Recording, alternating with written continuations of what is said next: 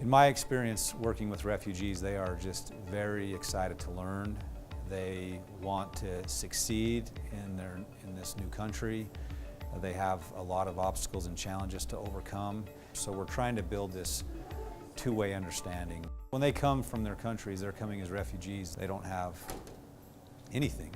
They have a suitcase, and so it's very challenging. Many of them have lived in refugee camps for years. They've lost loved ones in war. There's a lot of trauma involved. Refugees come from environments where they generally didn't have very good relationships with the police.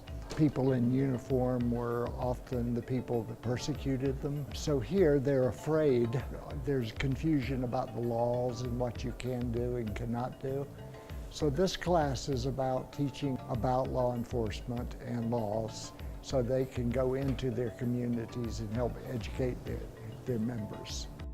Building that community relationship is important because the police played a very important role for us to get better, for our community to get better, our young ones to get better.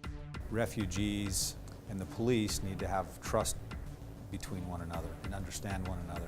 So we decided on two trainings. The first one would be to train refugee leaders on how to interact with law enforcement, what their constitutional rights are, and also just build genuine goodwill by meeting together. The second piece will be to get with the refugee community leaders and develop a training that we can take to law enforcement to help with cultural competency and understand why refugees sometimes react the way they do when they're encountered by law enforcement officers. It's important for the police to come and educate us. Most of the refugees don't know the rules, they don't know the law. For example, if somebody will pull over, what do you need to do? You know, if the police ask you for your ID, your driver license, your registration, give them those things they ask for. Don't get into confrontation with them. They make it simple and easier. Some of the parents need to know what they need to look for. If the kid came home, he has a green hat or a blue hat, is he in a gang, you know, they're doing drugs. So the police answer all those questions. So it build that relationship between the community and the police.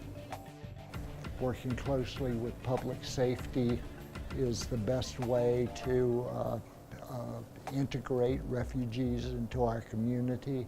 The Department of Workforce Services really values our relationship with public safety, so we look forward to continuing that for years to come.